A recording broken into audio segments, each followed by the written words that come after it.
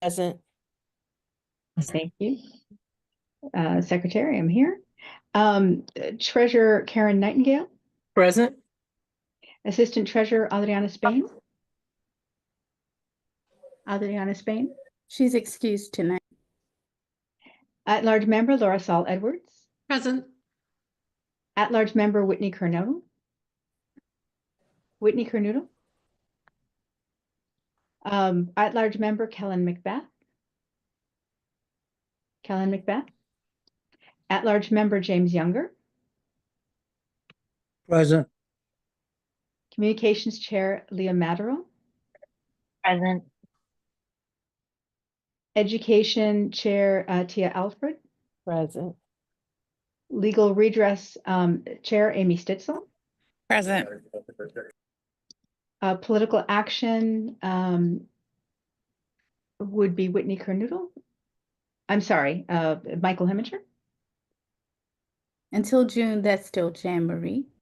Oh, okay, sorry, Jan Marie Benya. Present.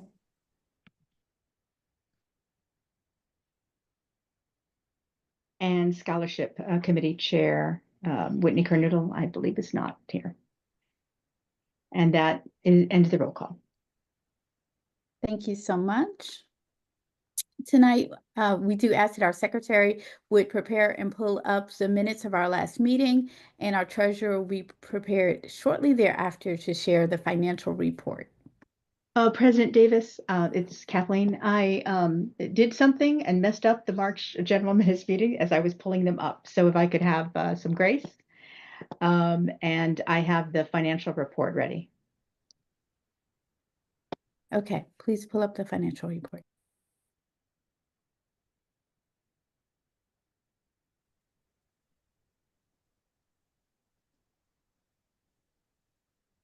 Can you see that? No. It's coming. We don't see it yet. There we go. It's coming.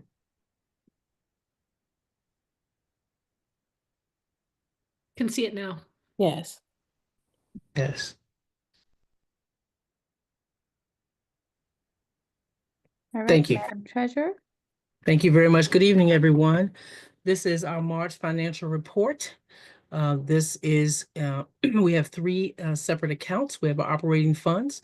So you can see the beginning balance was $11,146.16. Withdrawals and transfer outs were $366.46. Our ending balance was $10,779.70 in our operating funds. In our reserve funds, we have a beginning balance of $8,000. Within no withdrawals and no deposits, ending balance was $8,000.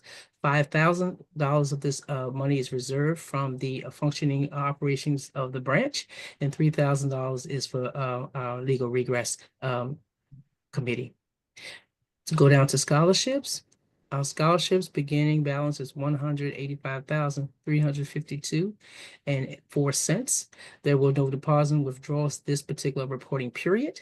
Ending balance is $185,352.84. To give you a quick synopsis of what the $366 charges were for this expenses for this month, we have our reoccurring expenses, GoDaddy, Microsoft, Zoom, MailChimp, and GoDaddy. Depending upon the breakout of the month, we sometimes have a double payment for GoDaddy, just depends on when the month ends and begins. But those were the only expenses for this particular reporting period, which was of March. Are there any questions or concerns? Nope. All right, I'll turn it back over to our president, Reverend Davis. Thank you so much. We're grateful to past President Nightingale for this thorough report and for the work that she does all throughout the month to make sure that our finances are in order. You have seen the report at this point. What is our pleasure? I'd like to move that we accept this report as presented. Is there a second?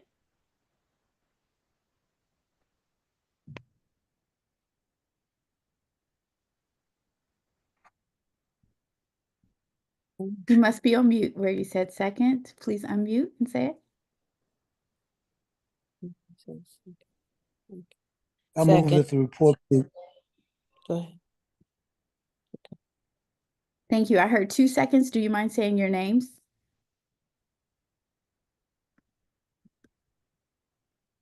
VP and Education Committee Chair Tia Alfred. And there was one other person speaking, if you don't mind saying your name. Laura Saul Edwards, I'm the one that moved to have it accepted. Yes, we heard you. And there was one other person that was seconding at the same time as Tia. I believe that was Mr. Younger. Okay, I was asking for him to share. All right. It's been properly moved and second. Are we ready for the question? Ready? Yep. All right. All those in favor, be it known by saying aye or raising your hand virtually. Aye. Aye.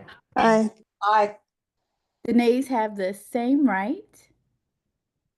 Does anyone wish to abstain this evening? The ayes have it. Thank you. And we do apologize for not having the minutes ready for you this evening.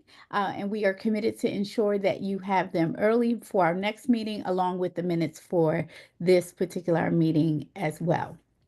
Before we get to the main event for this evening, we do want to give brief committee reports. And so I ask that each committee chair, as you are called upon, that you would give 2 minutes or less with your report tonight. I'm going to first call on political action. Hi, everyone. So this next month, the Political Action Committee is focused on organizing the candidate forum. So we're inviting the candidates who are having who are running on our local primary elections in competitive races. So that would be our county board and also the House of Delegates First District. So we're hoping to have all of those candidates participate. But yeah, that's primarily what we're working on. We're also connecting with the affordable housing partners in Arlington to organize our voter engagement work. So we welcome anyone to join us always. Thank you. Thank you so much and for your stellar leadership with that committee as well. Now we will call on legal redress. Hi, everyone. We're still investigating complaints as they come in from the community and wanted to highlight that on Saturday, May 3rd, there will be an expungement clinic. The materials on the clinic will be sent out to general membership. Thanks, everyone. Thank you, and thank you for your committee as well for the work that you do all month long. You are appreciated. Scholarship Committee.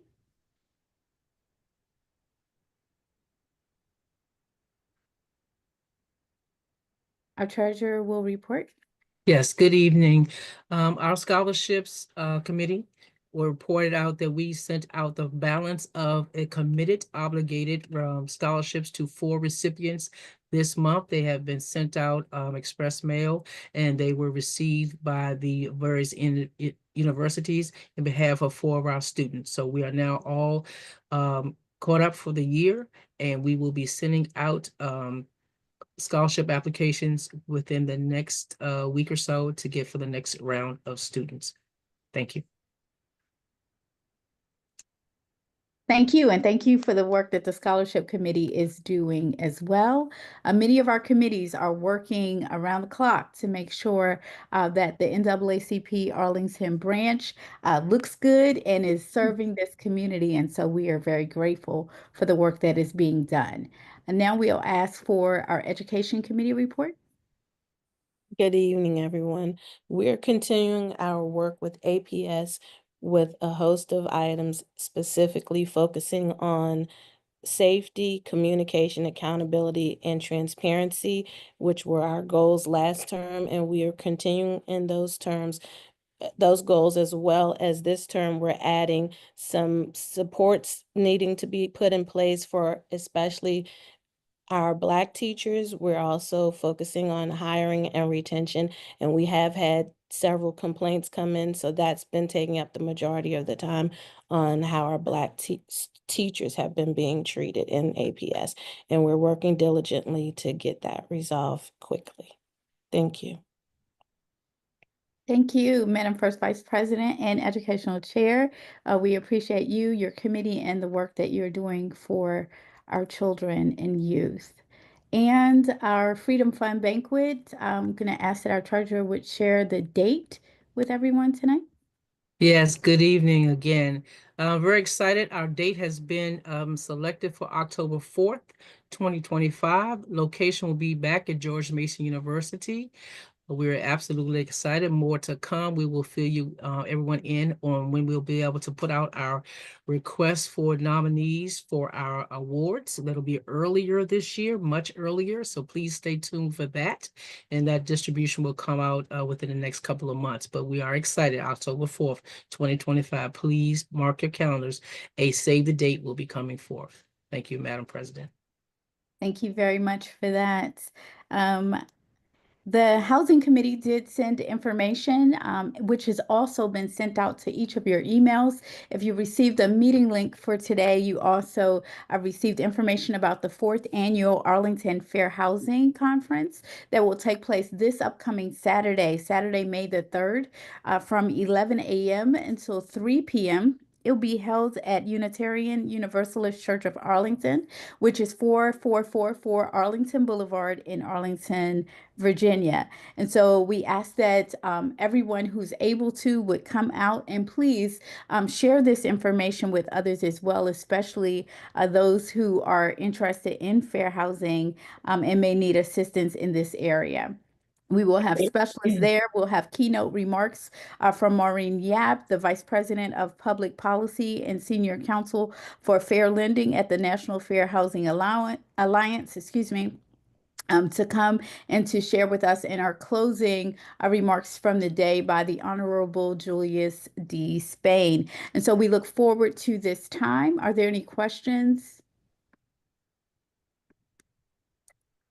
Thank you so very much. That ends the reporting for the committees. However, I do want to remind you that every year the slate is kind of wiped clean as we begin, and we do need people to serve on committees and especially in leadership roles as chairpersons of committees. There are a few committees right now that need to be staffed, and so we ask that if you are willing to serve on any of our committees, that you would send an email to our branch, and we will plug you in the place that you feel fits you best to be able to serve our community.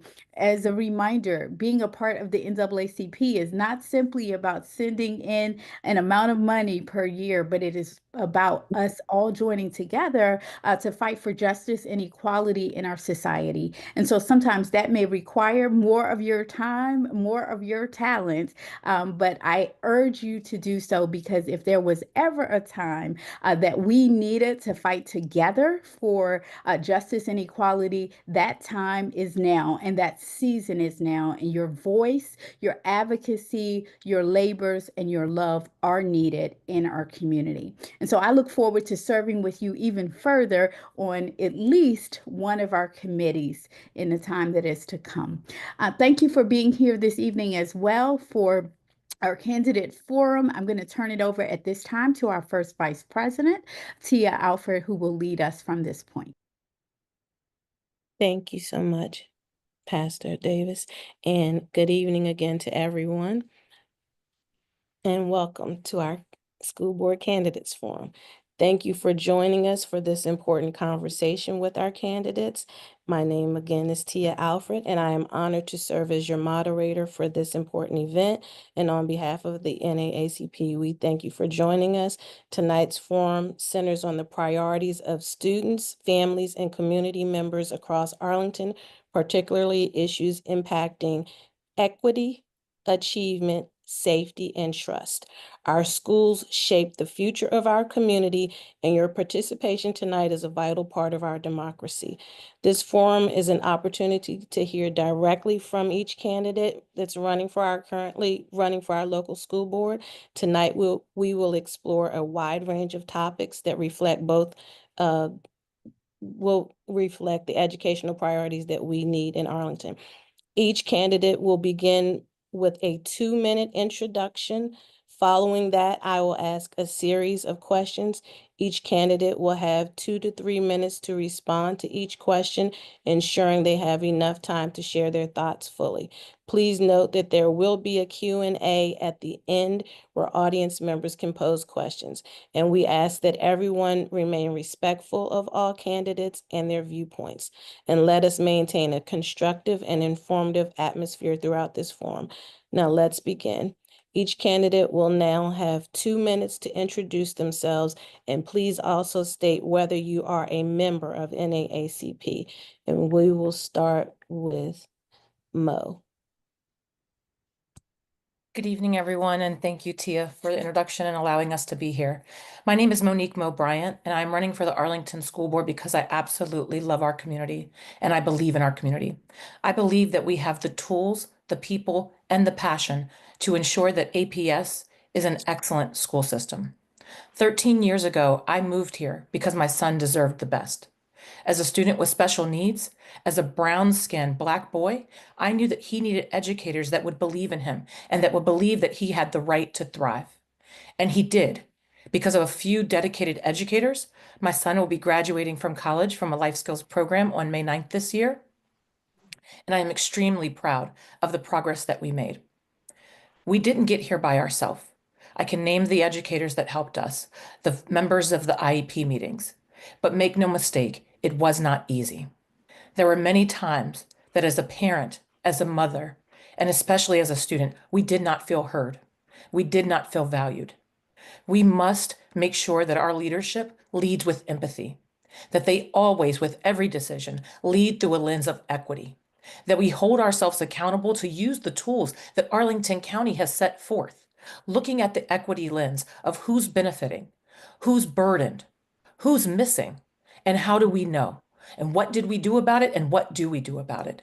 Then and only then, as we start to engage people, truly engage people, bringing people to the table, the people that are not often heard from, going to the communities when we're not hearing from people to make sure that everyone not only has a seat at the table, but that they have a voice at the table. Then and only then will we truly be excellent. I'm asking for your dialogue, always your dialogue. I'm asking for your support. I know that NAACP, is always supporting the community and always standing up for justice and for freedom and the rights. And I'm also asking for your vote. Thank you. Thank you, Mo. Perfect time. Okay. Here's my alarm going off. Sorry. Okay. Now, June, would you do the same, please? Thank you so much. So thank you to you, Ms. Alfred. Thank you to President Davis, officers, committee members, and the general public. I'm very impressed and pleased to see how many people have showed up. And of course, thank you to Mo Bryant. Just a little bit about me. I am an NAACP member. I've been so for the past few years. I'm a 23-year resident of Arlington, and I take pride in calling Arlington my home. Our family has experienced both elementary and middle school in Arlington Public Schools, and I now have a sophomore at Washington Liberty. And I've also spent 7 years in the classroom, so I have firsthand insight on the challenges and opportunities within our school system. I'm running for school board because I believe every student deserves access to high quality education in a safe, supportive, and inclusive environment. Our schools should prepare students for the future, whether that's college, career, or community engagement, while ensuring that our educators have the same resources they need to be successful. I was twice elected as the president of the Arlington Education Association, which is our local educators union. I spend my day advocating for educators and our students. I've celebrated success and stood by them on their darkest days. As your next school board member, I'll continue to address key issues, expanding access to mental health, ensuring transparency and fiscal responsibility in our budget, strengthening academic excellence so that every student has a strong foundation for success. This also means addressing disparities in outcomes, supporting our teachers, and making sure families have a real voice in APS decision-making. I ask for your vote, your trust, and your partnership in shaping the future of our schools. I think together we can ensure that APS remains a place where all students can thrive. To find out more about my platform, please visit my website at www.friendsofjune.com. Thank you. Thank you. Okay, so before we get into the specific topic questions, let's fast forward and look ahead 4 years and imagine that you are reflecting back on your successful term on the school board. What single measurable achievement or accomplishment would you most like to see reflected in your tenure? And we'll start with June.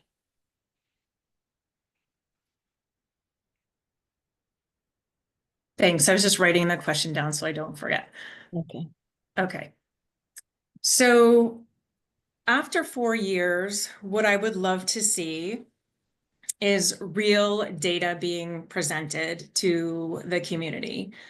I think sometimes APS will present the community with data that we need to look a little bit more closely at. One of the things that comes to mind is graduation rate. We have a pretty high graduation rate, and that looks wonderful on paper, but I think we need to look into that a little bit further. And we really need to know which kids are graduating and if we have done them justice, i.e., can they read when they graduate? So that's number one. Number two would be making sure that we are spending the most dollars per student and making sure that our facilities are in very good shape.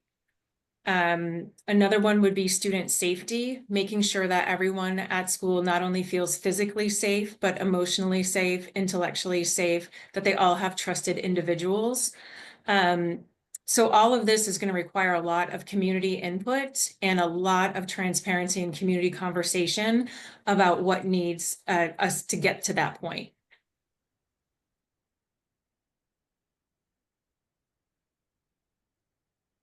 We finished? Thank you. Okay. Mo, if you answer the same, do you need it repeated? Oh, sure. Let's repeat for everybody. Thank you.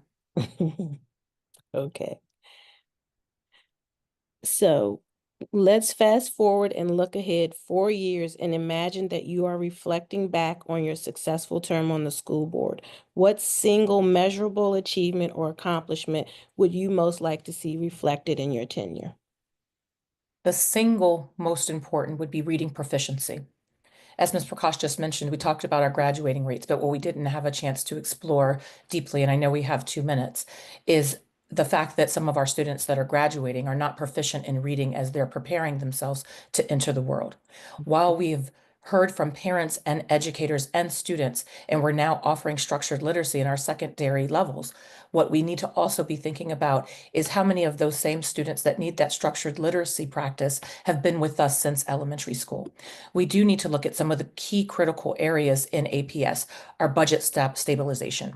We know that we have a weak economy. We have the potential of additional loss of federal workers, commercial real estate taxes.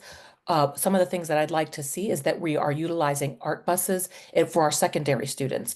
I'd like to see more student and staff support. At the end of 4 years, I would hope that we would have a stronger morale, that we would start to rebuild trust, because the many, many conversations that I've had campaigning, as well as in my day job as a results-trained facilitator, is that the lack of trust and the lack of morale, positive morale from our educators and our families being heard is at an all-time low. We are, many of us, students, staff, families, are still feeling the emotional and developmental scars of COVID. We have to prioritize the social emotional needs of our students, our staff, and our families. We know that new pressures are leading to more anxiety. the pressures coming from our federal mandates. And we have got to stay centered on protecting our values. I would hope at the end of my tenure in 4 years that as there are threats to dismantle the Department of Education, that we would have complete community buy-in and complete support for how we look at ways to expand our values, to stand toe-to-toe and make sure that we are living up to the models of equity, of excellence, of transparency, and most importantly at this moment, accountability. Thank you. Just that time up. Okay, this next question will be actually 3 minutes because we really like to hear how it's few prongs to this question. What efforts will you put in place to initiate and or continue strides towards racial equity, especially for our Black students in our school system, and to ensure that our history is still accurately taught and not obscured and or totally removed? We'll leave it at that. There's another piece, but we'll leave it at that. 3 minutes, starting with Mo, please. I absolutely love this question, and I greatly appreciate this question. In word, we say that we want to close our achievement gap and we want to close our opportunity gap. And I will said it before and I'll say it again and I'll keep saying it for as long as I have breath in my body. Until we are able to all collectively sit at the table and have conversations and talk about uncomfortable truths and systemic inequities, we will not see the closure of our achievement gap. We will not see the opportunity gaps go away. We have got to start at the foundational level and look at the root causes for why our Black and brown children are not thriving in our school system, that they're not feeling safe, that they're not feeling heard, that they're not thriving to the best of their capacity. Part of that goes with the fact that they are under-identified in potential deficits in reading, that maybe they didn't have the foundational skills, because we know over the years we have transitioned finally to a phonetic reading literacy model, an actual science of reading. We also know that we have a disproportionate rate for the school to prison pipeline. Historically, I was sat on the committee for the removal of SROs, because we know that our Black and brown students disproportionately were suspended, were expelled, were having multiple referrals and sent to the administrator's office for these same exact infractions across the county. Only until we take a moment to sit down together, to believe lived experiences, to confront the uncomfortable truths and say, this is why it's happening and what are we doing about it? In my day job, I am the executive director of Challenging Racism. Our nonprofit organization was started and founded by 2 retired educators that saw systemic inequities within APS. 20 years later, some of those same inequities are still front and center, and we have to address them in a different manner with new leadership, somebody that is willing to confront it and speak to it and always speak truth to power. Thank you. June, would you like to repeat it? No, I think so. No, I'm sorry. I don't think so. I wrote it down, so I think we're good. Okay. Thank you for asking though. So equity is a word that definitely people use a lot, and I think that it means different things to different people. So for me, what it means is creating fair opportunities for all students and understanding that different students had different needs that require different types of support to succeed. When we talk about equity in Arlington, I'm focused on addressing disparities in resources, access, and outcomes. And it's about ensuring that historically underserved groups, whether it's students of color, English language learners, or students with disabilities, or those from low-income families, aren't facing barriers to success just because of systemic inequities. So I think it should be measured by closing achievement gaps across race, income, language, and disability status, number one. Second, increased participation in advanced courses, extracurriculars, and post-secondary prep. More equitable access to support services like mental health counseling, gifted education, and special education, and making sure that students in every school have the resources and opportunities that they need to thrive. So it's not necessarily about uniform outcomes. It's about making sure that everyone is given the right tools for success. So then I think that also equity would impact staffing. So I think that we need to make sure we prioritize diverse hiring in our educators and staff, because we need we need educators that look like our students.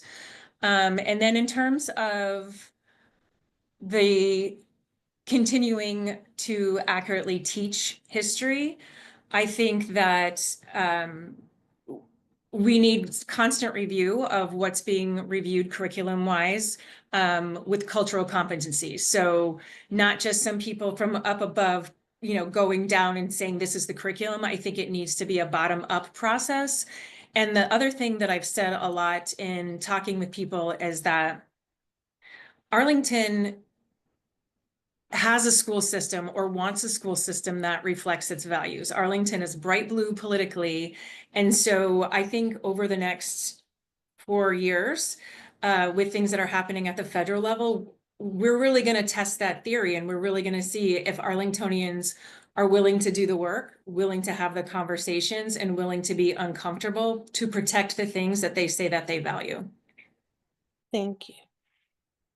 This next question will also be 3 minutes, and we're starting with June. The question is, with that being said, you both gave great responses. So what new qualities, experiences, or perspectives would you bring to the board compared to our existing and prior boards? And then what can we expect to get, how we can get this done? And will we expect business as usual or any transformation in your contributions to the school board to address these issues we just discussed? And starting with June, 3 minutes, please. Thanks. I like that question a lot, because I think if you know me at all, you know that I'm not a shy person and that I have opinions, and I'm unapologetic about those opinions. And as a school board member, I know we all want to have a cohesive group, the 5 of us, but I also, I will not vote just to go along with the group. I hope that it'll be a board that knows how to disagree civilly and have the tough conversations. One thing I wanted to bring into the conversation was about staffing. Earlier, you talked about some issues with some educators feeling that they have been treated unfairly, especially educators of color. And one of the things, in full transparency, Ms. Alford and I had a conversation weeks ago about restorative justice and about the big issue of how our staff are being treated. And I was able to get a new business item tossed to the legislative committee of our state affiliation, which hopefully is going to go to the state level so that the Department of Education can track this. And I also wanted to mention during this time that I approved and informing a pilot program to help with peer-based mediation for our educaters. So I feel like that's very exciting news that I just wanted to share somewhere in the course of this conversation. Thank you. Okay, thank you. Mo, would you care to share, or do you need it repeated? No, I wrote it down as well. Thank you Okay. so much. Okay. So I can't speak for the difference of the others, but I can speak to what I currently do and what I'd like to do as a school board member. Talking about being truly engaged and having true engagement is not for lip service. It's in the actions that we live day to day. When we change course in APS, engagement should be the first step, never the last. When we saw that with healthcare, when we saw that with our recent HR audit, we need to make sure that we are engaging our educators and our families as a first step when we're doing things and when we're making decisions. We all know that APS values community engagement, but we need to also think about how we're moving beyond process into action, how we're translating that engagement into measurable action. What are our key performance indicators? How are we measuring the outcomes? So when we talk back again in a year or 2 years or 3, 4 years, that we're not hearing that educators of color are feeling marginalized, because this leads again to it points to a deeper problem for our educators and our students. Because when you have low morale or lack of trust or feeling unheard or unvalued, that comes into the classroom, unfortunately, because our educators are also family members. They're also moms and aunties and grandmothers, and they deserve that same respect that all educators. So what I know that I might do differently is that I'm always going to take engagement as the first lens versus the last. That I'm always going to speak truth to power, even when it's uncomfortable. Because if we're not telling the truth, then we're not talking about the cornerstones of education. And I know for myself that I'm going to give my absolute all. I generally don't go with the status quo, not because I'm adversarial, don't want to work together, but we have to dig a little bit deeper to keep asking questions until we get to the best outcomes. So when we have great accolades and we're looking at programs that are really working in our community, we say, what about that is working that we can do more? How do we expand? And we go to the sources for that information, our educators and our families. So again, I can speak for myself that I'm always going to put engagement and empathy first, never last. Oh, thank you so much. So you both shared what you do for a living, and I'd like to ask you, if elected, do you intend to stay in your current job while a member of the school board? And if so, are there any conflicts of interest the public should be made aware of? And we'll start with Mo. So in my current role, 2 minutes. thank you. In my current role as the executive director, this was the conversation that I had prior to deciding to definitely run for the school board. In speaking with my board and speaking with my staff, it was decided together, engagement, that there was not a conflict of interest because there was not an MOU with APS. I had a very frank conversation with some of my facilitators because historically and presently, the majority of our facilitators are retired or current educators in APS. And the conversation that I had is that I did not ask them for their support or them to endorse me because I didn't want there to be that conflict. We are friends first. We are colleagues second, but at the end of the day, I'm their executive director and they are our staff. And so I feel very strongly with the integrity of who I am, that would just go against all of the values that I hold dear. The conversation that I've had with our staff, our leadership staff and our board is if I am elected and I am a school board member, if it came a point that there was a conflict of interest, then we already have a transition plan in place should it be necessary. Thank you. Absolutely. Same question, June. Yeah, so currently president of the Arlington Education Association, which is our union. Definitely had a lot of conversations about this before I decided to jump in this year and do this. From a legal standpoint, there's not a conflict of interest or reason that I would need to vacate my position. However, having said that, I can understand why people would assume that there is a conflict, especially if I was making decisions about termination of staff. Someone who might have been a former member, like I could easily see that, and I wouldn't want to excuse myself from those votes.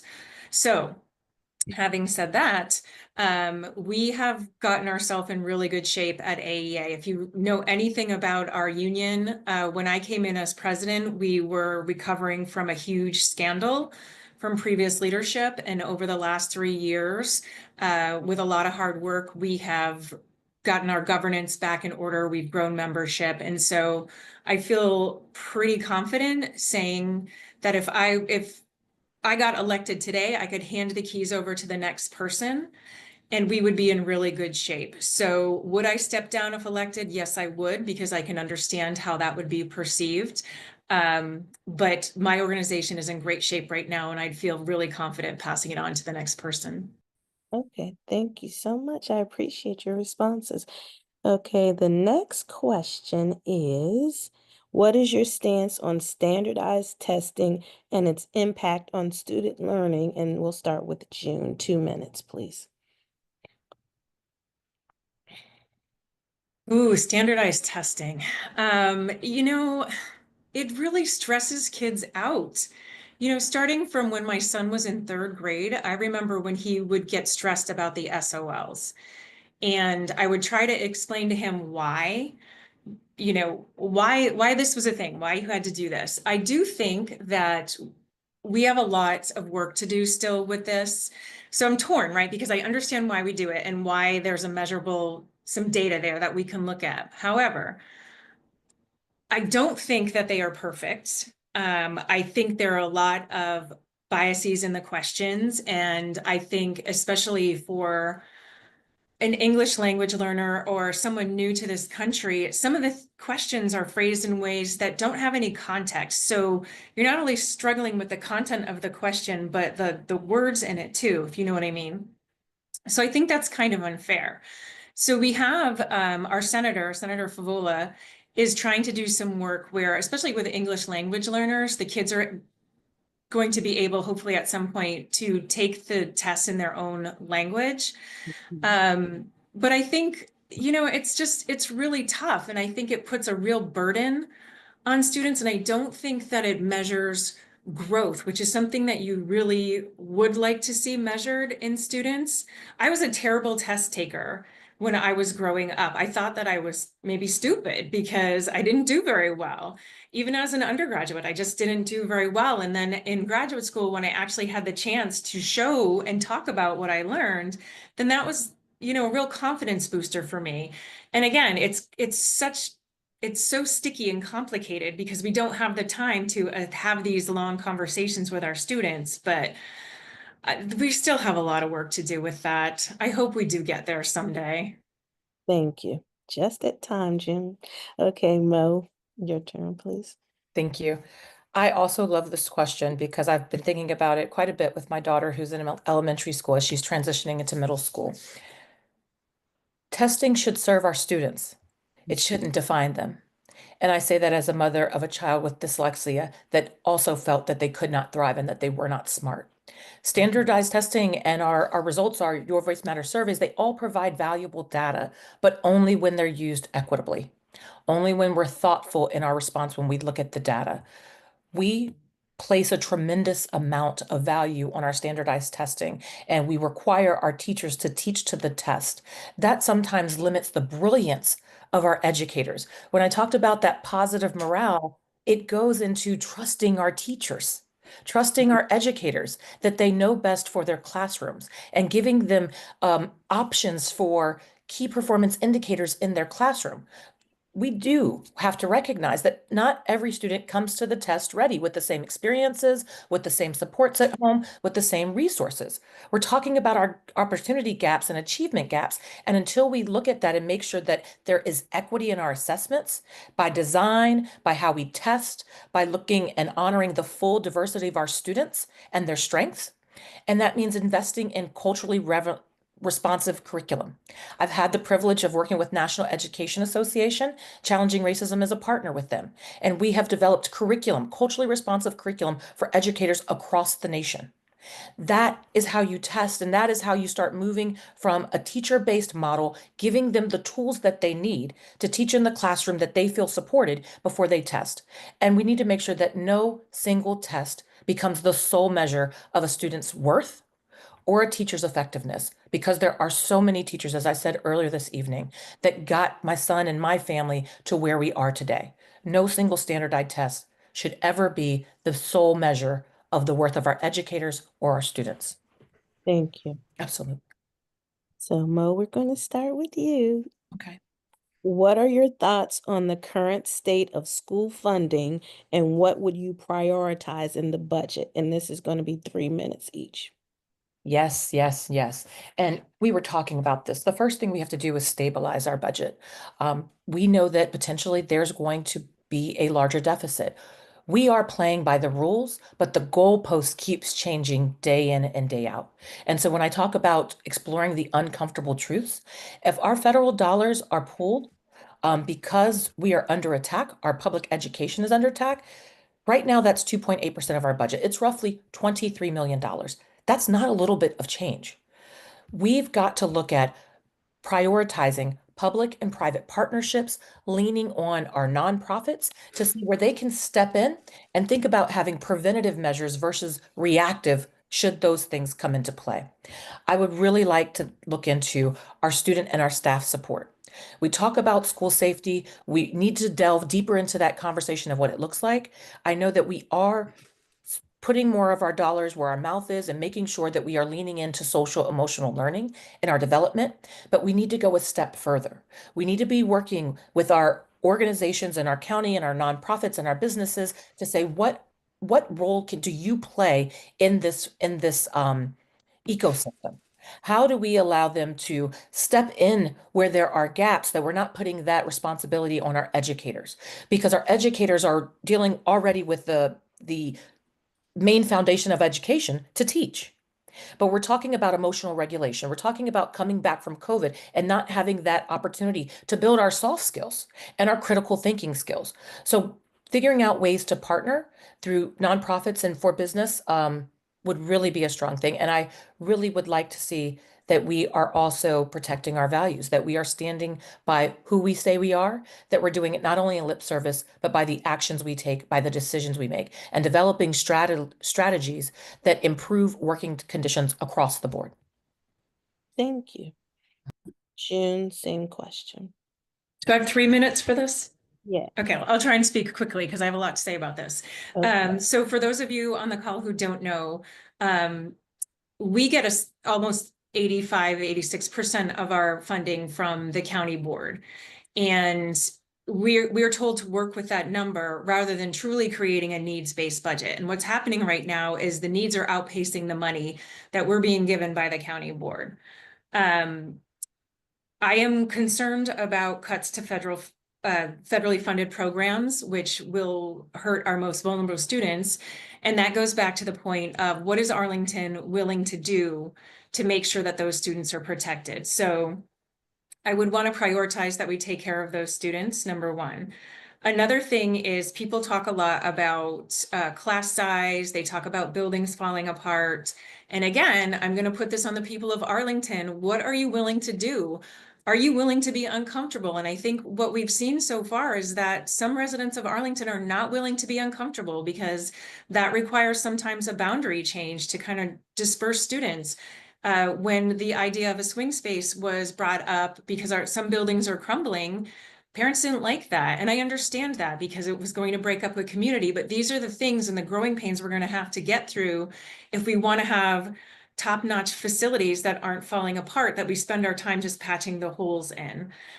We have created a system where our school budgets are basically subsidized by well-intentioned PTA members. And I was one of them. I was a PTA president and we raised a ton of money at our school, but that just widens the opportunity gap for students because there are some schools that don't have PTA. So it's, you kind of have to think about that too. So I would say taking a look at getting our facilities in order so that our students can learn and our educators can educate. And then making sure that the most dollar amount possible is going to students and not just wasteful overhead costs. Mm-hmm. Are you finished, June? Okay, thank you. Okay, next question would be, how should schools address climate change and sustainability? And we'll start with June. 2 minutes. So Arlington is working towards that, right? They are working towards sustainability, lower carbon output, I think is the term, electric buses. So hopefully we're never going to move backwards, but Michael, your ballot's ready if you want it. Oh, sorry. So I think working with community partners to see where we can improve and save on that. And it was climate change and what, Miss Alfred? Sustainability. Sustainability. Okay. So then other programs that are in Arlington Public Schools, for example, are looking at ways to like recycle more, compost more.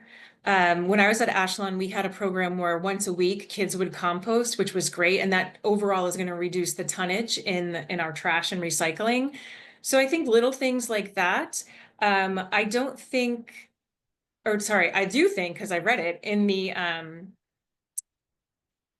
oh my gosh, I just lost the name of it. Not the improvement plan. I don't know, I don't remember what it's called, but moving towards that is what we are working on. So I'll get it at some point, but yes, we are working towards that. We're working towards lowering our carbon footprint, making more recycling happen with schools, and educating our kids on what it means to be sustainable. Thank you. Mo, same question, 2 minutes. Absolutely. This question I actually was asked earlier today. Ms. Prakash and I were during a forum, and I'm going to give the exact same answer. As we know that we're facing potential additional budget deficit, we have got to look at ways that we can prioritize climate change and sustainability that are no-cost initiatives, improving recycling, composting, having student-led sustainability, creating green spaces on our school properties with our gardening. One of the ways that we had talked about as some creative ways, looking at low-lying fruit, is collaborating again with our community partners and taking advantage of available grants. How do we save energy? We already talked earlier about expanding the opportunity for our secondary students to take the art buses. When we're thinking about green spaces and gardens, we take that as an initiative to teach our students in a science lesson of how they can be climate friendly, we can address climate change, and we can also think about the best sources of food and how we can grow our own foods. We can integrate that into our curriculum. Time and time again, as I co-chaired the school bond, the 2024 school bond, I was asked this question: how are we going to be more green? How are we going to be safer? How are we going to have sustainable outcomes for our schools? You've got to give students a voice. You've got to allow them to take some green initiatives and think about what eco-friendly practices would they like to see in their schools. Most of the students that I have come in contact with are not shy. They don't shy away about telling us what they can do and ways that you can use their brilliance to integrate that into the curriculum. I would really, really like to see us do that for social studies, even some of our language arts lessons. This is also a way that we build those soft skills and our critical thinking skills for our students. Thank you. Thank you.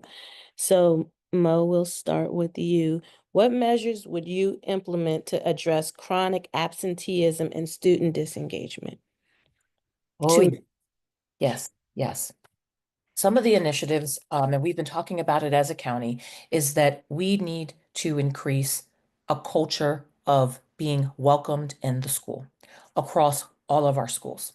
When our students don't feel welcomed, when they don't feel valued, when they don't feel heard, there's no desire to go to a place when they could just stay home. We know that absenteeism has increased significantly post-COVID. And unfortunately, we are still on that trajectory a bit. Some things have improved. One of the ways that I'd like to see us tackle that challenge is to really put our money where our mouth is and start expanding our after-school programs. Not all of our children play sports. There need to be other community-centered programming after school that students feel a place that they're not only going to get additional education or tutoring, but that also should be a foundation in. And there are some already doing it. These things aren't new. We're not reinventing the wheel. We're expanding the things that we see working. So we need to have a place that students can go after school where they can get tutoring or they can get support with their school. They might have an after school snack. I know in APS we have a term, having an askable adult, an adult that you trust. So you start to build that relationship. We're going to decrease absenteeism when we get back to building relationships, true, authentic relationships. When our students trust us, when our families trust us, we are at an unprecedented time that many families don't feel safe sending their students to school because they don't know if they'll make it home. Many of our students don't feel safe going to school because they don't know if their parents will be there when they get home.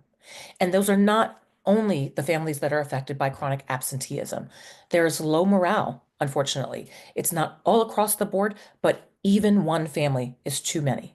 So we've got to expand our after-school programming. We've got to really look at how we engage and how we have relationships. And we need to make sure that we have askable adults in our communities, not just in our schools, but in our communities, so it can be a community effort. Thank you. Now, starting with June, how do you plan to support? Can I answer the same question though? First? I'm sorry. I thought I gave it to you first. Go ahead. I'm sorry. Go ahead, June. Okay. Strategic plan was the phrase I was thinking of before for the other question. It came to me while Mo was talking.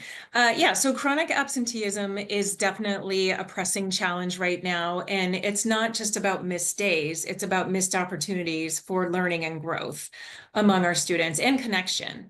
So right now, the latest data that I read in the strategic plan was that the goal is to get our absentee rate down to 8% from, it hovers around 13% right now.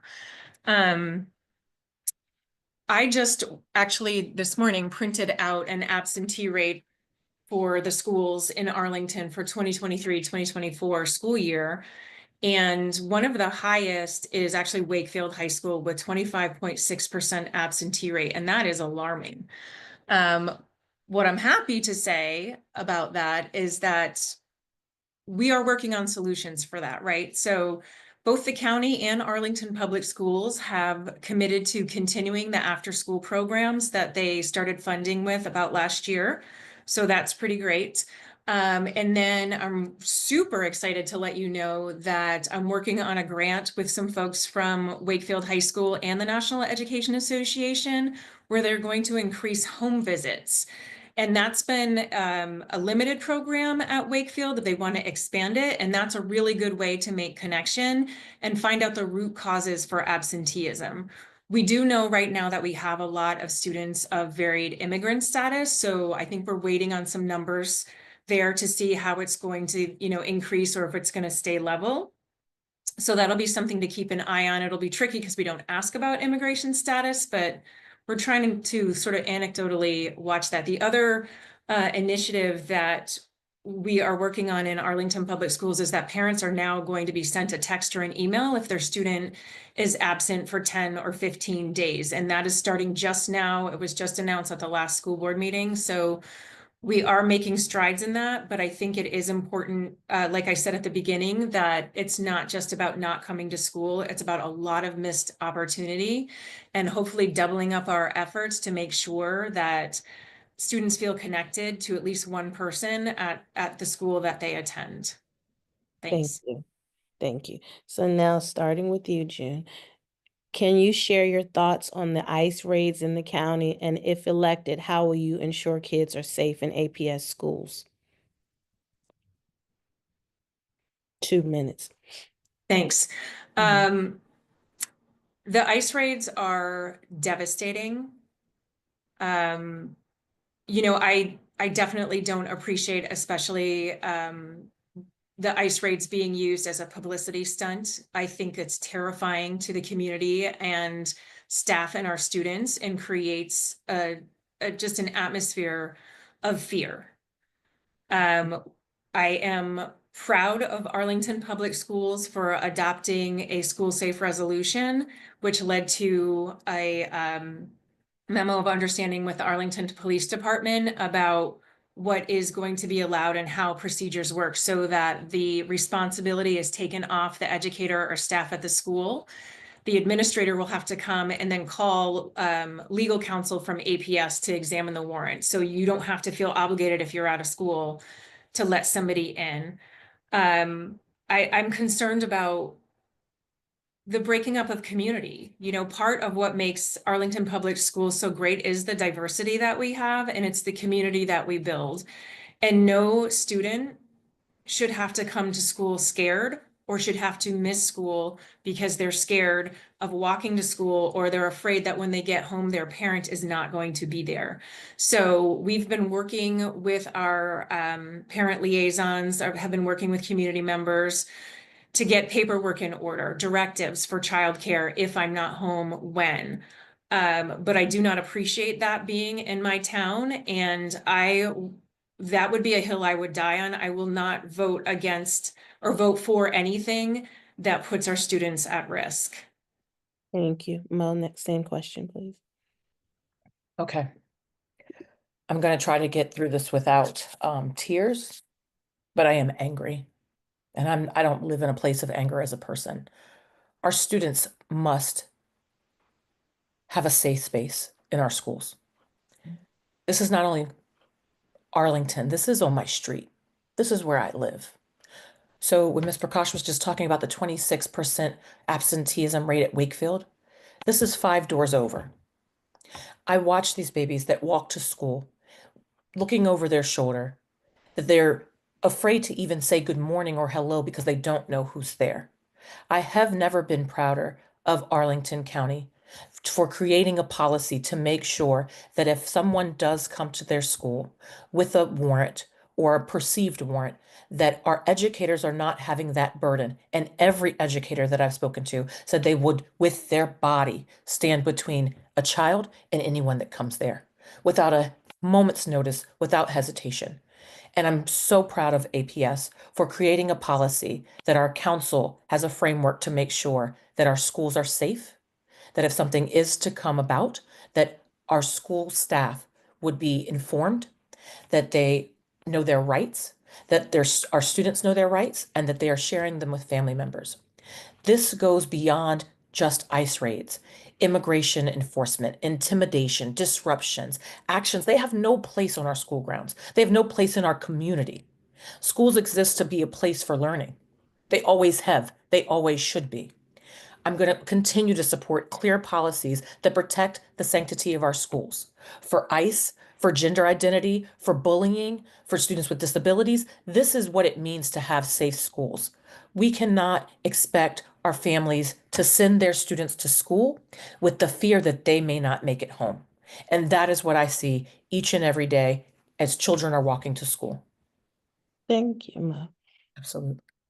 Now, Mo, I'm going to start with you. This is a 2-minute question. Some schools within APS have high attrition rates annually. How will you address factors that cause teachers to leave, and specifically those of color? This has been an ongoing concern for a number of educators. I have spoken with them well before I decided to campaign for the school board. I have spoken with them as my work as a facilitator. I have spoken with them as my work as an executive director. What I would like to see is that there are platforms, online, in person. I know we have those through APS now, that there is an opportunity to anonymously submit their comments. I would like to expand our town halls, not only adding information and opportunities in the evening after our educators have spent all day teaching, all day writing IEPs, all days doing all of the things for our student body, but that we create an opportunity for them to share in their school day, a time that if they choose to, if it's the weekend or the evening, that they would share some of the things and the challenges that they see, how they are feeling mistreated, potentially not having some of the same opportunities for advancement, because that's a very big one that I've heard from many educators. And looking across the board, what is their tenure with APS? Have they had an opportunity for a raise, for advancement, for leadership roles? I would really like to see, this also goes to our budget stabilization, that we take the opportunity to do more peer-to-peer modeling. This was something that when I sat on a previous school board member's kitchen cabinet, I said, why are we not looking at the people that are making the biggest changes, the most wonderful positive impacts in our school, and talking to them about how they can train others to have that same model? And I see that happening now, and I'd like to see it expanded. And again, I would like to make sure that there is an opportunity. I know we have open office hours as school board members, and we have emails, and we have Your Voice Matters surveys.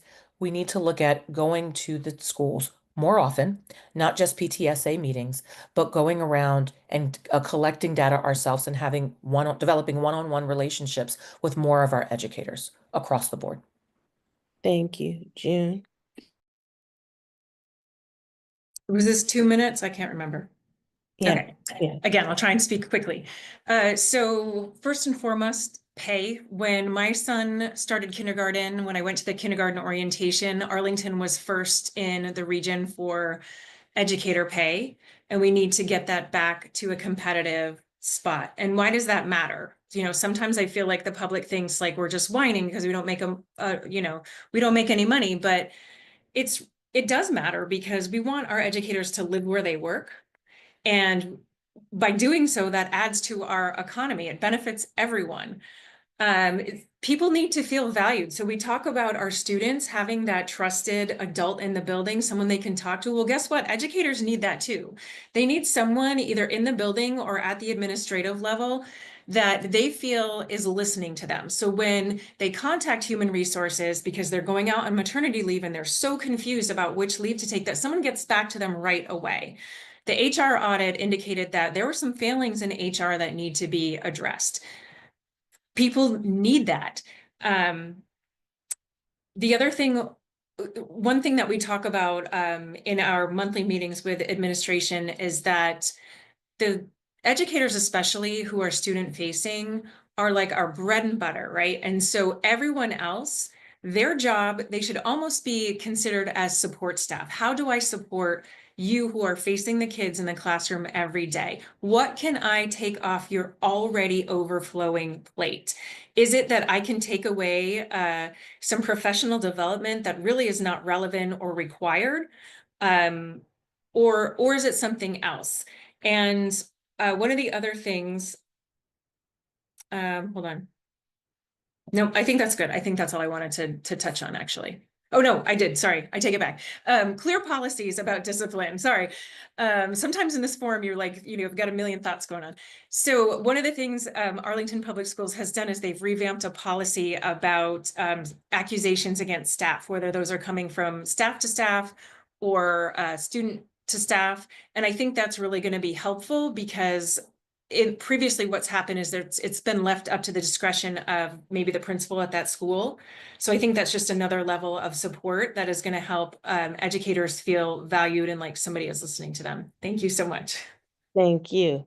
Now that is a perfect segue into our next question, which is 2 minutes, starting with June, and is, how would you address principals that lack collaborative spirit with parents in special education implementation, and how can we better support students with special needs and IEPs? And that's 2 minutes, starting with June, please. Could you just say it one more time, please? The question. How would you address principals that lack collaborative spirit with parents in special education implementation, and how can we better support students with special needs and IEPs?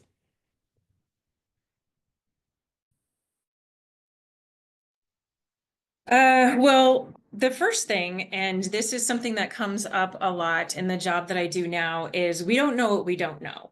So if there are principals out there that are not being collaborative, what channels do they have to express that? Do they go directly to the superintendent? Do they go to the school board? So I think creating a way so that we can start that conversation, and not necessarily in a tattly thing, but an opportunity for them to change the behavior and become more collaborative. And then I think the second question feels like a completely different question, but I'm not sure if you were asking about principals supporting IEPs. So I wasn't really sure about your question, if you can clarify that a little bit. Special education as a whole, and then also working with special needs and IEPs. Okay, so yeah, again, in the strategic plan, the goal is the 80-80 model. Towards 2030 is to have 80% of students identified as special ed in general classrooms 80% of the time. And so one of the things that is aligning with the strategic goal is to increase the number of special ed teachers in the classrooms. And I think that will help a lot. And then just having all sorts of participants with the IEP process, getting input, obviously, from the parents, getting input from every staff member that is coming into contact with the student, and just making sure that there's a really holistic plan set in place that makes sense for the student to thrive and succeed. Thank you. Mo. Thank you for this question. This one is very dear. I'm going to push back a bit in that we don't know what we don't know, because we do know. We know from the data, we know from the outcomes, and we know from our families and our educators that have stated that when they try to refer students, they are told not to. Every student has a right to a learning environment that meets their needs. Our students with disabilities deserve, it is not a suggestion for an IEP, it is a legal commitment. It is a federal mandate, and I know because I lived it. When principals do not fully support or implement IEPs, it not only violates the commitment that they've made to their students, it has our families feeling as though there's no one to trust, our students feeling as though they don't have that askable adult, because it starts with our leadership. How would I fix that is the next question, because I've been asking myself that often. I think this is a top-down, bottom-up, middle-out approach. We have to give our educators the empowerment that they need to say, I have tried this, I have tried that, and we're not being heard. And accountability starts with clear expectations and strong oversight. That means we have to give our principals the resources they need. They need to be trained, they need to be supported, and they need to be evaluated to make sure that they are upholding the rights of our students with disabilities. This is baseline. This is compliance with IEPs. This is a responsiveness to families, getting back to them. It starts with fostering a culture of inclusion, of support, of community.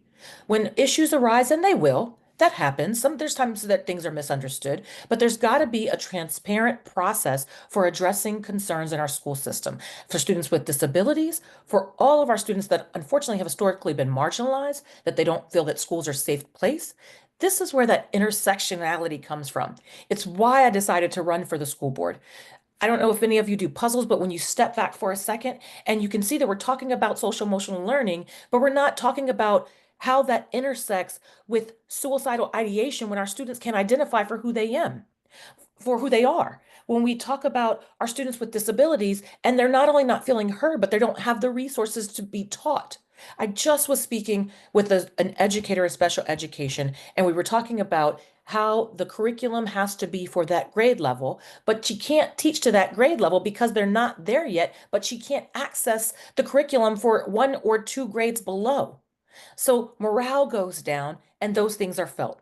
When we start with a transparent process and we have accountability, and accountability means what are we doing with the outcomes if we know that leadership is not fulfilling their obligations. And that's also, how are we holding our school board members? If I am elected to the school board, how are we holding ourselves accountable? How am I holding myself accountable? Because I hope that my community would hold me accountable.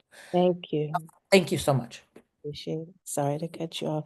Okay, we're going to start with Mo. This one is also a 2-minute.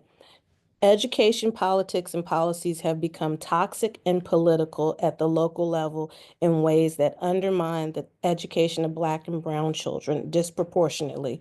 If you had to score Arlington Public School System currently as a whole as to how well it is serving the needs of communities of color, what score would you give on an A to F scale and why? And what concrete steps would you take to make improvements? And you can have 3 minutes for that, starting with Mo, please. Ooh, I love these think on your feet questions. That is a great question. And I'm going to give the grade last because as a thought partner, I like to delve in deeper and deeper. That's how I think we get to the best outcomes.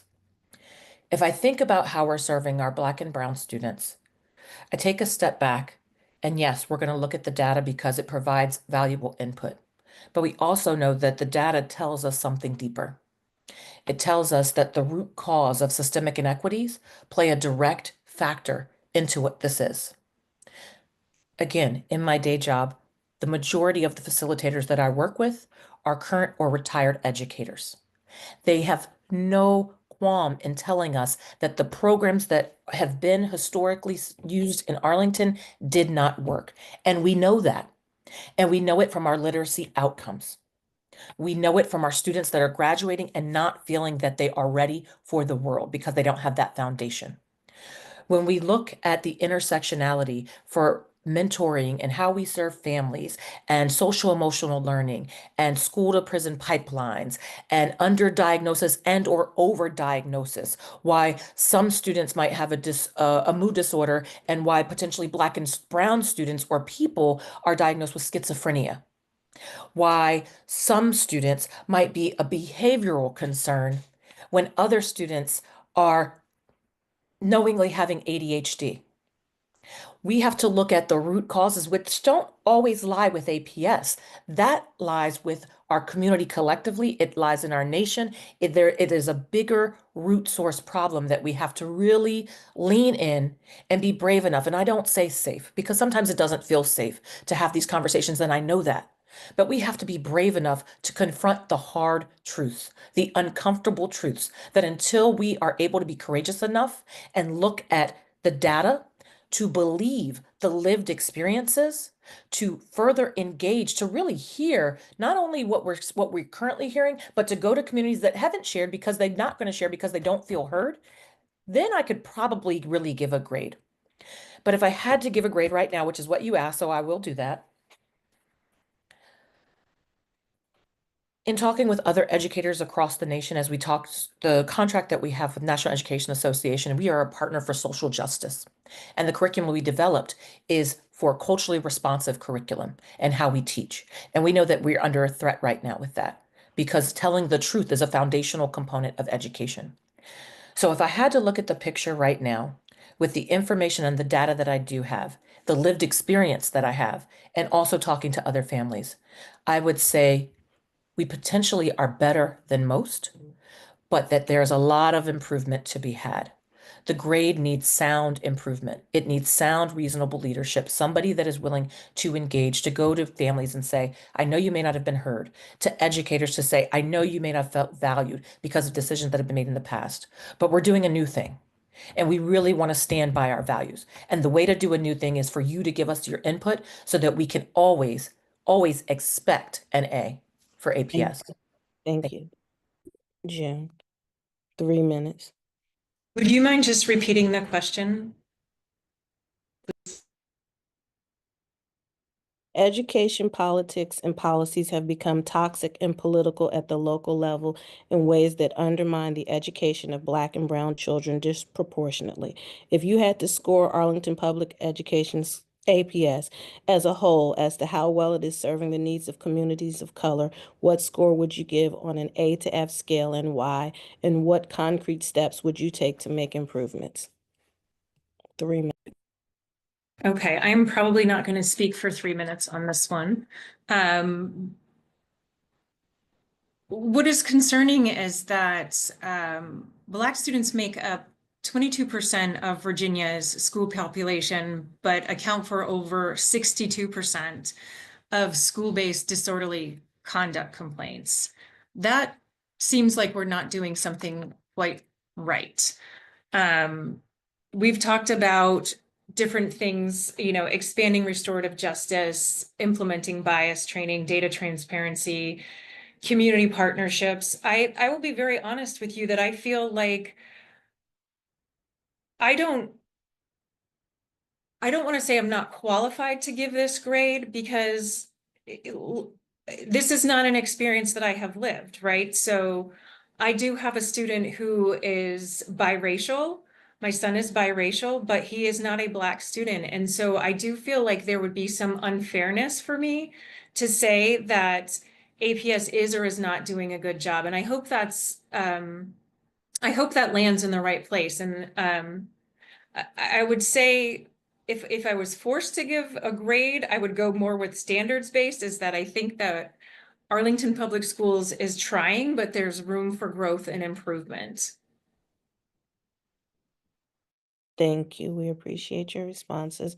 Okay, now that being said, this might be even more of a little on the spot there.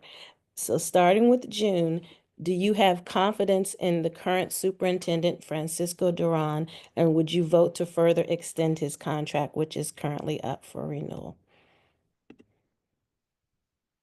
I do have confidence in him. I know that is not, I know that people have differing opinions, but I also worked under the previous superintendent.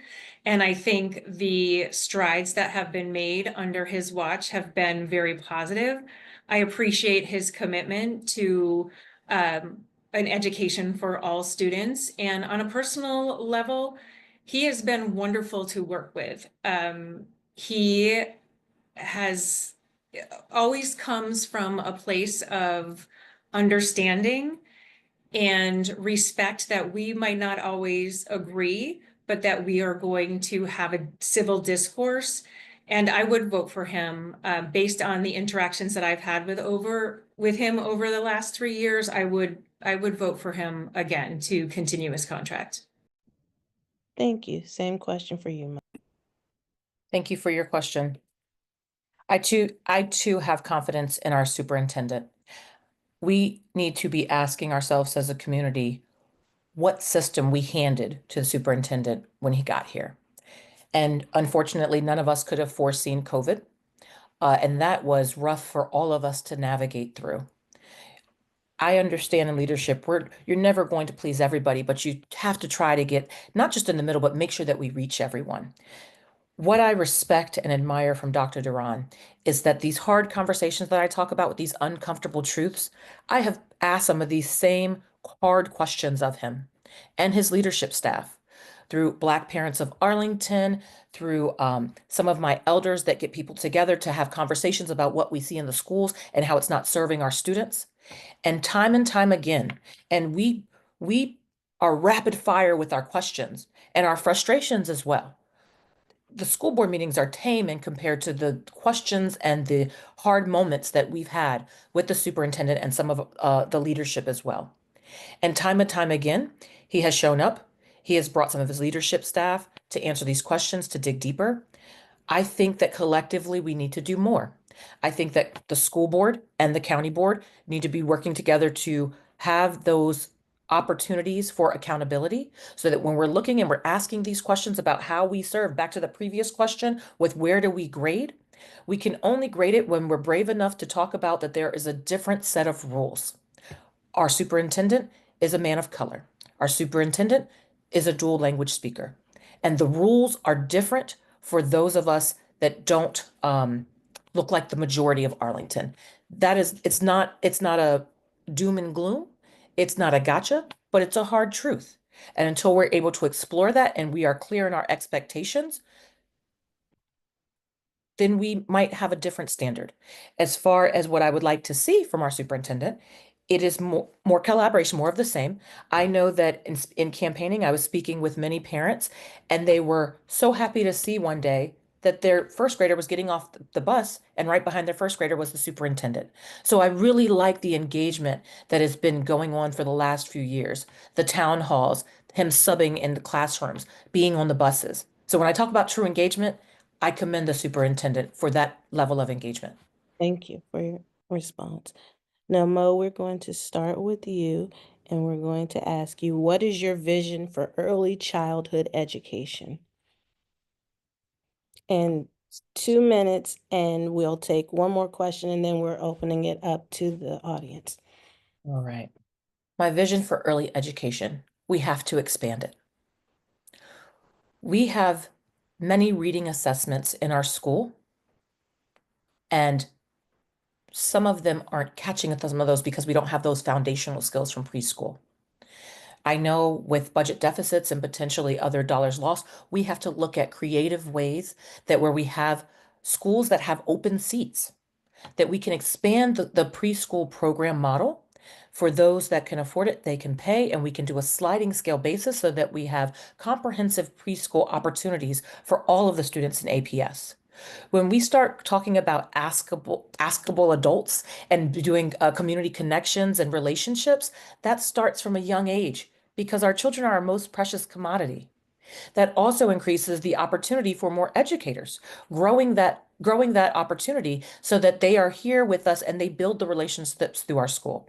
I would like to see that we look at it holistically from a bird's eye view, and that we look at making sure that we have preschools across the county. We all know that we were a part of the integration station conversation, and people were asking me over and over, what would I do? And I said, I would have liked that, as I said earlier, that engagement is always the first step. And I said it in our very first forum, that the magic that happens there and the tenacity of leaning in and believing that all of our children can learn should be modeled across the county in all of our preschools and expanded upon. So we take those things that are working and we expand it so that all of our children have the opportunity for early education. Thank you, June. Same question, 2 minutes. Yeah, I agree with a lot of the points that were mentioned. We, as a school system, we've made a commitment to early childhood, and especially when it comes to Integration Station. It is a magical place. They have created a model of excellence that could be replicated across the county. I would like to see preschool programs in every school if that is possible. One of the big things about coming to kindergarten is that sometimes you have to teach kids how to be in school because they've never had the experience before. In addition to all the amazing things you learn as a kindergartner, you have to learn how to be in school and how to eat your lunch in 20 minutes and all the things. And so I think preschool programs would really be a great way, a head start, if you don't mind the phrase, to education, and just starting to build that community at an early age, I think would be amazing. I am all for early education, and I hope that we can create really great spaces for our little kiddos to learn across APS. Thank you. Now, starting with Mo, I'd like to ask you, how do you envision the future of technology and digital learning in our district? Thank you. I would like to see more partnerships with some of our local businesses. Technology in our schools has been a concern for many, a privilege for all, because we are making sure that all of our students have an equitable opportunity to engage with technology. I think it's a both and approach. And when I say both and, it means that we utilize technology in the classroom for the benefit of making sure that we are as up to speed as our peers, but that we are taking a moment to take a step back and get back to some of our core values of how we have conversations in our classroom, how we develop our critical thinking skills outside of the technology, that we're thinking of these things and we're not being fed the information, if you will. But many of the educators that I've spoken with about this, they value having technology, meaning an iPad or a laptop in the school setting, and also partnerships with some of the businesses for our high school students and those going on into the world, into career or military or college, that they are ready. But also some of the educators at our elementary level that feel that they should have it in the classroom, but it should not be the focus. We know that we had to use it much more prevalent during COVID because that's what we had to do in order to make sure that our children were still learning. I would like to see that we expand on it and that we take the opportunity to allow our technology in our schools to be a foundational concept of, as we're growing in our business relationships, as we're preparing our students to be in more of the tech fields. That is one of the biggest growing fields, obviously, throughout the world. And so making sure that our students are up to speed, we have to give them the resources to get there. Thank you. Jim. So a couple thoughts on that. I think one of the things is we do have to teach digital citizenship, along with just using apps on the iPad and what that looks like responsibly. And I think we're moving towards that. We have the away for the day cell phone. We are moving towards or moving away from one-to-one iPads with students because I think there's an important spot for technology in the classroom, but it needs to enhance learning and not provide a substitute for learning.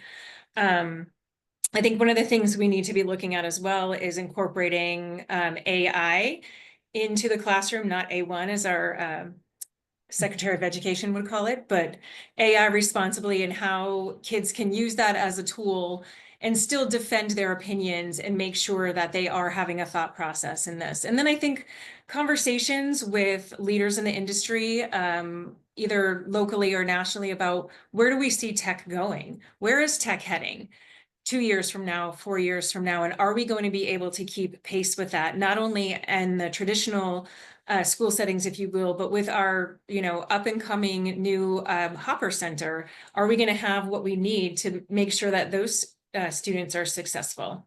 Thanks. Thank you. And thank you both for your thoughtful responses to our questions. We do have more questions, but we would like to give our audience and membership an opportunity to ask theirs. We ask that audience members keep questions concise and respectful, and I believe our format will be to have them go in the chat if anyone has any questions. I don't see any. You can, I guess you can also raise your virtual hand to, I'm not sure I'll be able to see them. And if there aren't any questions from the audience, I do have more prepared.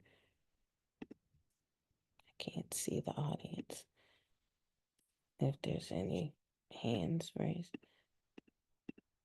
Okay, so I will ask another of our prepared questions, and that is regarding the culture in the buildings.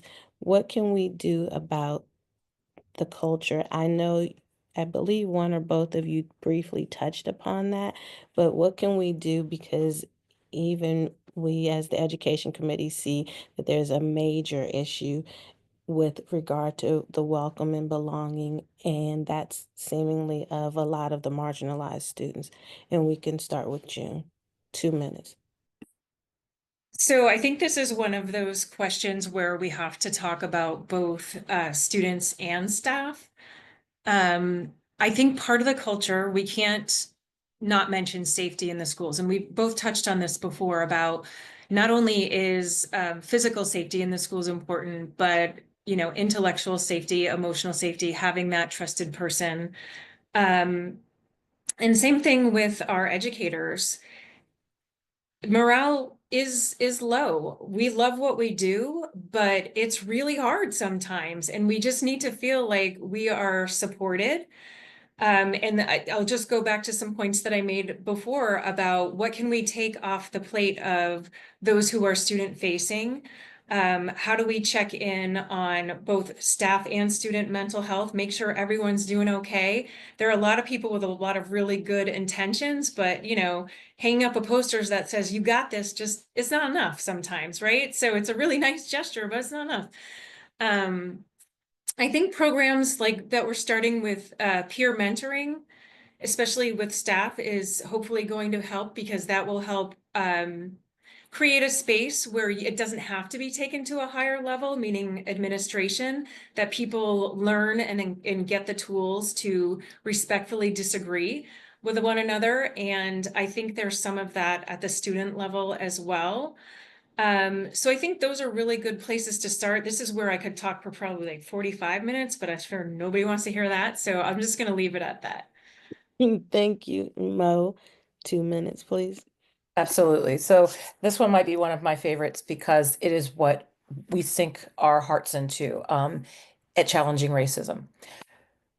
When you create culture in society, whether it's a school building, a business, a nonprofit, it sets the tone for everything else. For our schools, it's going to set the tone for how our students learn. For our teachers, it's going to set the tone if they feel valued and if they feel morale when they walk through the door, because they're greeted with the expectation that we appreciate them. It is going to set the tone for how families engage, because culture flows through all of our school buildings. A healthy school culture, is where everyone feels seen, where they all heard, where they have, as I said it before, not just a seat at the table, but a voice at the table. When our educators feel valued, when morale comes back, and that's only going to happen when we start rebuilding trust, when we start rebuilding connection, when we have high expectations for our culture, when that's the foundation and not the exception, that's when our schools are going to be excellent. And that doesn't happen by happenstance. Ms. Prakash said it's not just about hanging a sign or a banner or putting something in your window. It comes from day in, day out, making every decision centered on overall well-being. And Ms. Alfred, you said it earlier, equity, achievement, safety, and trust. Those are the components that really build a culture. This is not new. This is not things that haven't been happening. And I get excited because that is the work that we do. It is the work that I specifically do. We have had the privilege of creating a program for the Department of Human Service. It is the largest government agency in Arlington County. And their fearless leader made it mandatory that everybody had these modules. And what that looks like is starting out with history, historical narratives of why things are the way they are, good, bad, right, wrong. And then we talk about interpersonal, because how can we expect educators to educate and work with our students? And how can we expect students to engage when interpersonally we can't talk to each other? We don't have that culture of being able to walk in and have a brave conversation. We're not going to all agree, but having the stamina and the dedication to lean in, even when we disagree, even when we have hard moments, even if we're not going to come up with the solution that night, but that we're willing to come back again because we all have the same goal in mind, and that is to have excellent schools. When we have a strong school culture, we will have disciplinary actions for bullying. We will have things in place if leadership is not fulfilling IEP federal commitments. We will have relationships. We will have everything stems from that. And once you have that, some of the other things fall right into place. Once you have that culture, you have academic success, you have teacher retention, you have levels of engagement that are unprecedented. That's where it starts. Thank you. Now we have questions starting with you, Mo, 2 minutes. Many parents feel their voices aren't heard. What concrete steps would you take to improve communication and trust with families across the county? Thank you for that question. I know that feeling because, as I stated in my opening, I know what it's like not to feel heard. I know what it's like to feel that your child is not going to thrive and you made the wrong decision. A concrete step that I would like to see are town halls in our community for our schools.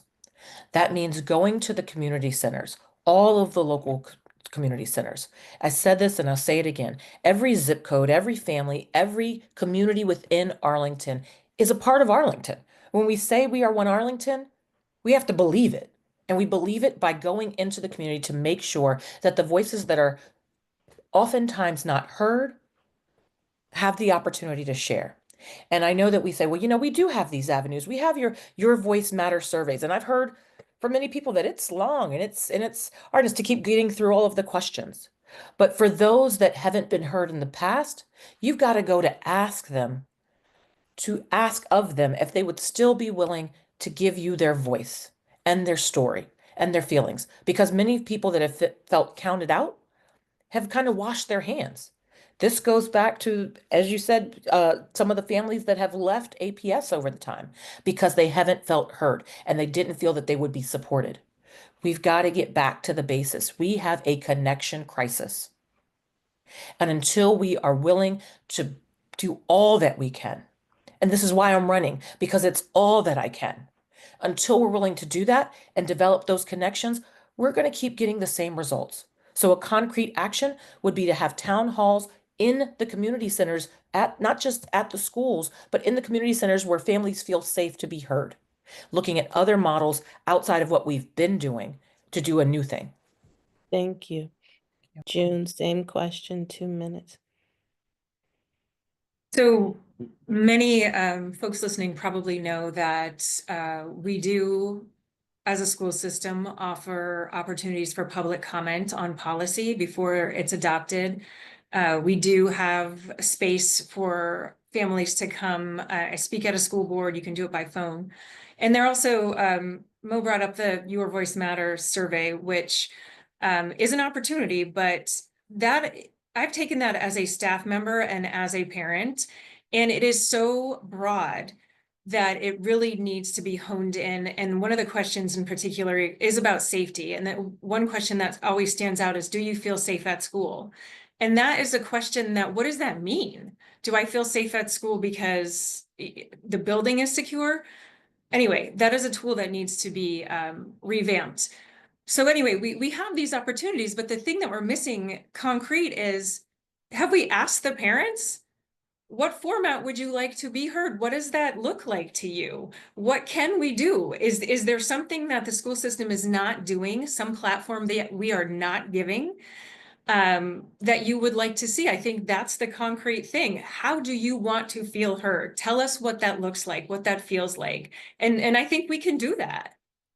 Thanks. Thank you. So next question is, what, and this is starting with you, June, 2 minutes. What's your view on the role of school resource officers versus mental health professionals in maintaining safe and supportive school environments? I thought this question might come up, actually. So I will be, I will definitely own that I have had a different experience than others might have had with school or resource officers. The idea that when they were put in school is that they were supposed to link school and community and build that sense of community. And I definitely appreciate that that has not been the case for many others in the community, especially those who do not look like me. So I just want to say that first and foremost. I think the only reason I would bring them back is if there was some sort of overwhelming request from the community at large to bring them back. That would not be something that I would spearhead or encourage. That would definitely have to be a community decision, because as a school board member, I am elected by members of the community. It's not about what I want or don't want. As for mental health, you know, we have wonderful counselors and social workers and counselors at our schools, but the ratios are tough. When you have one school counselor to hundreds of kids, that's a lofty goal. And they do their best, and it's no criticism against them, but I would like to, my preference would be to increase the numbers there and possibly leave SROs as a thing of the past. That was something that we did and maybe didn't work out the way people had envisioned. Thanks. Thank you. Mo, 2 minutes, please. Thank you for this question. I sat on the board, the task force to determine if SROs should be present in our schools.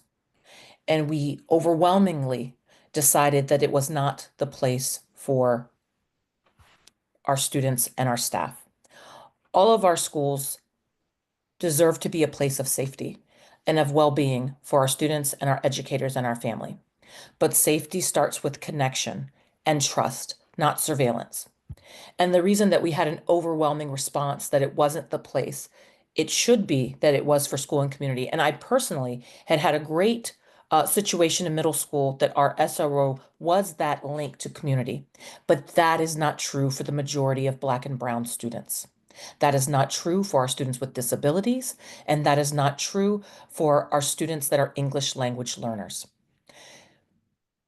There is a school to prison pipeline, and that started in our schools because of disparities in our nation, because of historic and systemic inequities and historic racism. Racism has not gone away. It is here. It is unfortunately why we had to remove SROs from our schools, not calling the SROs racist, but because of policies, historic policies, and how they were set up. When we talked earlier about having cohesive leadership at all of the schools, if we have referrals of a certain sect of the community that are not the majority, and I'm referencing Black and Brown students, that are historically and currently more likely to be suspended, expelled, written referrals, then we are contributing to the school to prison pipeline. We all want safe schools. I want safe schools. In the last 2 instances where there was a knife brought to school, that was my daughter's school.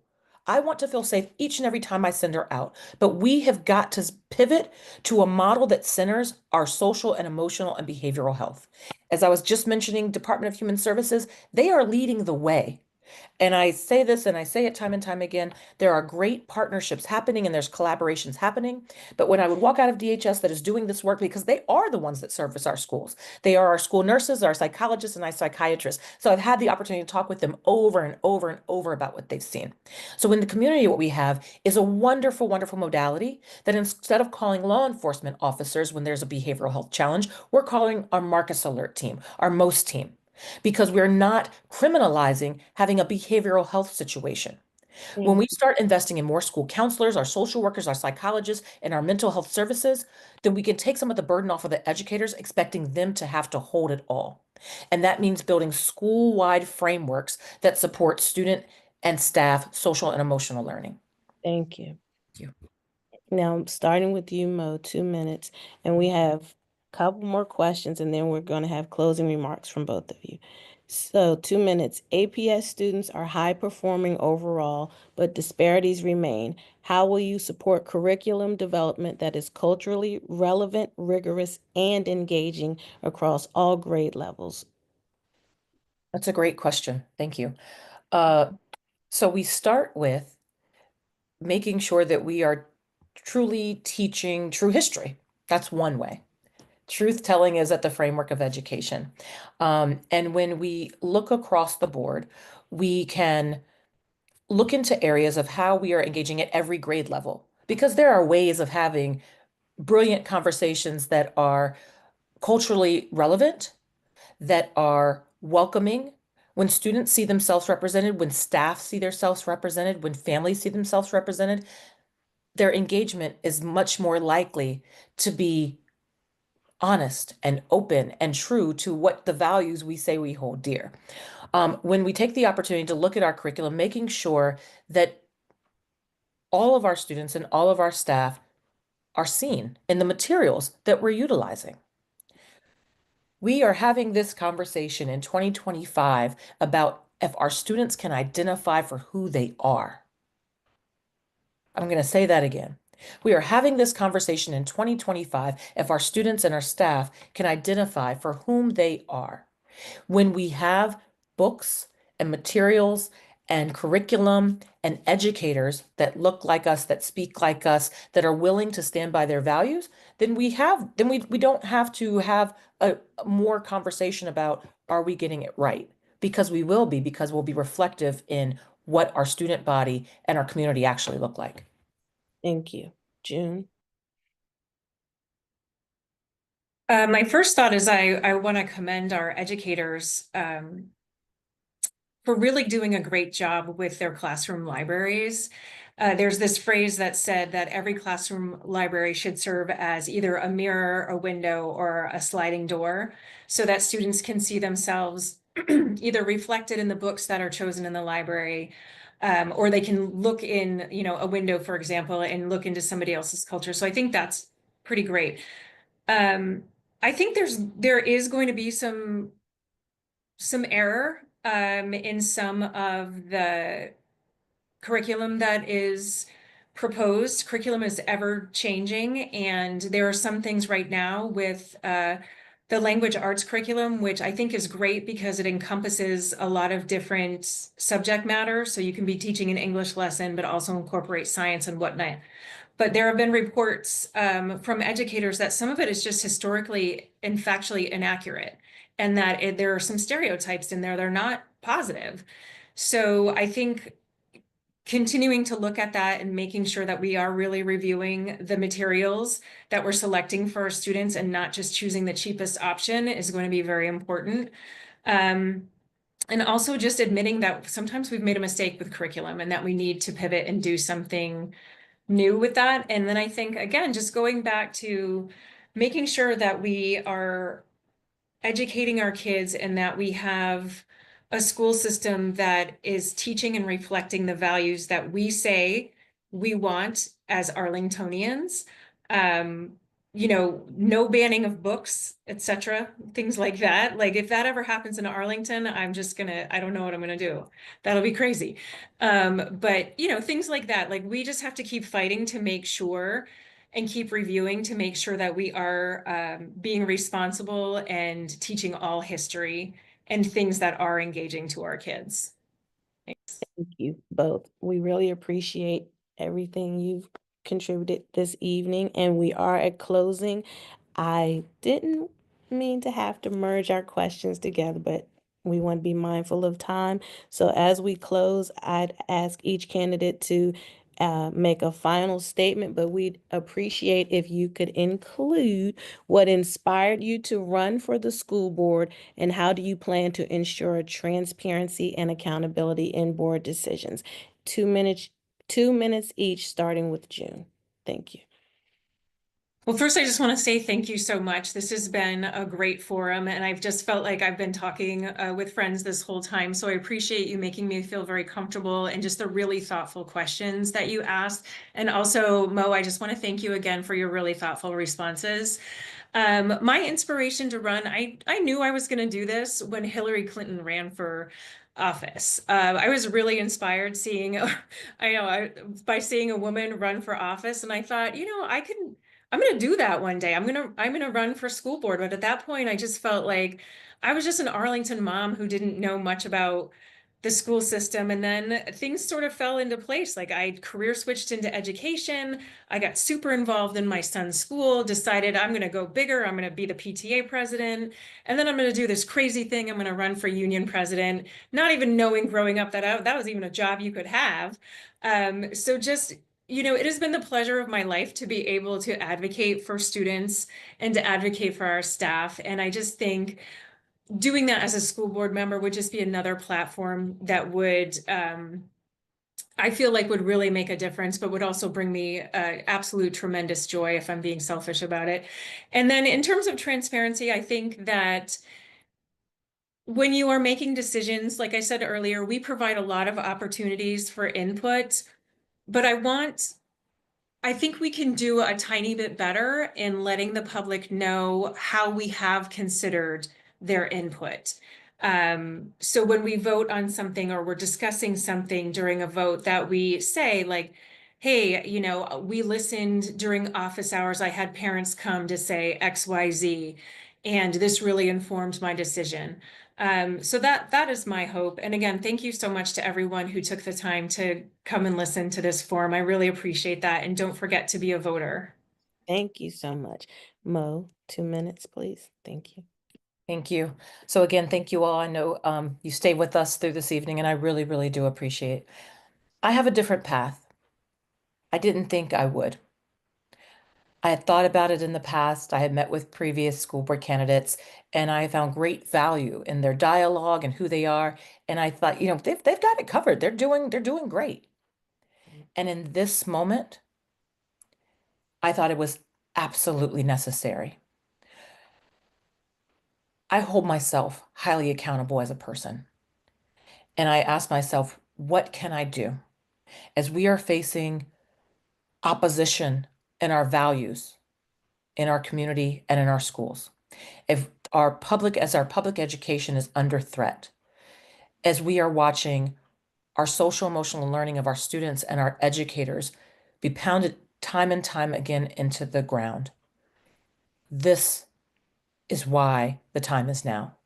The future of our children hinges on our ability to work with people with whom we have differences and whom we disagree. I do that day after day. In my day job, we are an educational 501c3. That is our designation. We inspire, we empower, and we educate. And I would like to do that as a school board member because our children don't need lip service. Our families don't need lip service. They don't need another empty promise. They need someone with the ability to stand toe-to-toe to the opposition that we're facing. They need someone that has sound, reasonable leadership, that is willing to go against all odds in the support of our schools and our community. When I decided to run, I spoke to my family. I leaned on my faith to figure out if this is all I could do. And resoundingly, over and over each night as I prayed on it, it was yes. This is the platform that you need to do to take your leadership to help move the community forward, to bring Arlington together, to build back trust and connection. Because as I said earlier, we are in a connection crisis. Thank you. We owe it to ourselves. So I encourage you to please make sure to vote. We appreciate you so much. And thank you to our candidates and attendees for a thoughtful and informative evening. Please remember to vote and stay engaged. Your voice and your vote really make a difference in shaping the future of our schools. And everyone, please have a great evening. Thank you. Thank you. Thank you, At everyone, time. for being here tonight. On behalf of the NAACP Arlington Branch, I want to sincerely thank each of you for being here, our members, community members, friends, and allies. Your presence shows a shared commitment to shaping a stronger, more equitable future for Arlington. A very special thank you tonight to our wonderful moderator, Tia Alford, for skillfully guiding tonight's discussion, and to our school board candidates, Monique and June, for sharing your visions, your passions, and your willingness to serve our community. We are reminded tonight of the words of our NAACP founders. We are in the midst of a great battle for the rights of mankind. This fight for justice, for equity, for dignity continues, and it calls each one of us to action. If tonight's forum inspired you, I urge you to get involved. Volunteer, advocate, raise your voice, and help us build on Arlington, where every child, every family, and every neighbor thrives. We are excited as well to invite you to join us again next month on May 27th, which is a Tuesday, for our County Board Candidates Forum, where we will continue to engage with those who seek to lead and serve. And also stay tuned. We are actively planning our Juneteenth celebration and preparing for an in-person meeting this summer, giving us more opportunities to connect, organize, and act together. At the heart of our work is a simple but powerful truth. Social justice is not just a moment, it is a movement. It is the legacy we are creating for our children and for every generation that will call Arlington home. So together, let's continue to shape this community into a place where equity is not just a dream, but a reality. I pray that you are blessed with courage, wisdom, and an unwavering commitment to justice. Thank you. Have a safe and inspiring evening. Good night. If anyone has questions, you're welcome to stay, and the Secretary, Vice President, and I will be on to answer.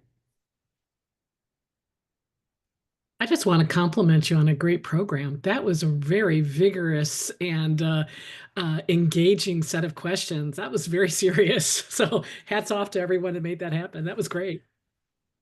Thank you.